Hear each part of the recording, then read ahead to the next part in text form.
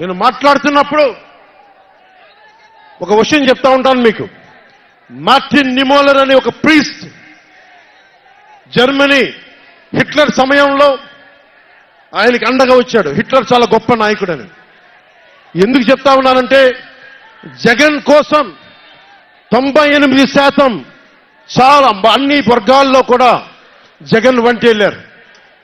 2019లో నేను ఒక్కొక్కరి చెవులో ఇల్లు కట్టుకొని మరి చెప్పా, జగన్కి ఓటేయకండి, ఓటేయకండి, మంచిది కాదని.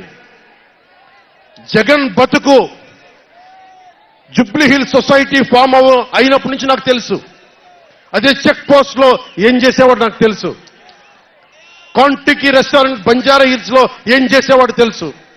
మాట్లాడుతున్న వ్యక్తిగత జీవితం గురించి మాట్లాడుతూ ఉంటాడు. నీ వ్యక్తిగత జీవితం గురించి మాట్లాడాలంటే నా దగ్గర టన్నుల ఇన్ఫర్మేషన్ జగన్, మర్చిపోకు. ఇప్పుడు దాకా నువ్వు పవన్ కళ్యాణ్ తాలూకు శాంతిని చూసావు, మంచితనాన్ని చూసావు. జగన్ నీకు యుద్ధాన్ని ఇస్తాను, మర్చిపోకు.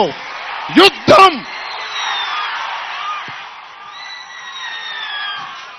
మార్టిన్ నిమోలర్ ఒకటే చెప్పాడు, జెండా దించు జెండా. మార్టిన్ నిమోలర్ ఒకటే చెప్పాడు, హిట్లర్ని సపోర్ట్ చేసే వ్యక్తి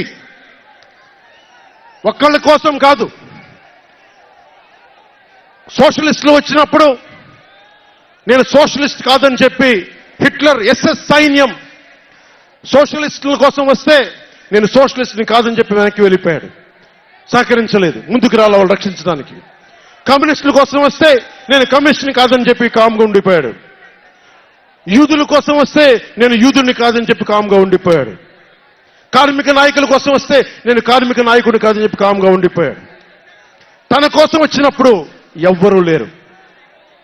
ఈ రోజున ఒక 4 దశాబ్దాల సుదీర్ఘంగా ఉన్న ఒక ఎక్స్పీరియన్స్డ్ రాజకీయ ఉద్దండుణ్ణి 53 రోజులు జైల్లో పెడితే నాకు బాధేసింది, నిజంగా బాధేసింది.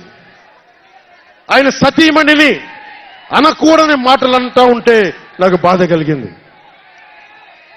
ఒక సుగాలి ప్రీతి తల్లి 2019లో ఎన్నికల్లో నేను 2 చోట్ల ఓడిపోయిన తర్వాత కర్నూలు జిల్లా నుంచి ఒక ఎస్టీ మహిళ నా దగ్గరకు వచ్చి 14 ఏళ్ళ నా సుగాలి ప్రీతి నా బిడ్డ స్కూల్కి వెళ్ళి చనిపోయిందేనంటే నాకు 2 చోట్ల ఓడిపోయిన నాకు నిస్సహాయత వచ్చింది.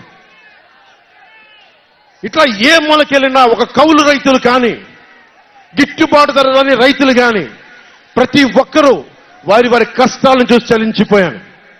చంద్రబాబు గారి దగ్గర నుంచి సుగాలి ప్రీతి దాకా, కౌలు రైతుల దగ్గర నుంచి పరిశ్రమల్ని వద్దనుకొని వెళ్ళిపోయిన పారిశ్రామికవేత్తల దాకా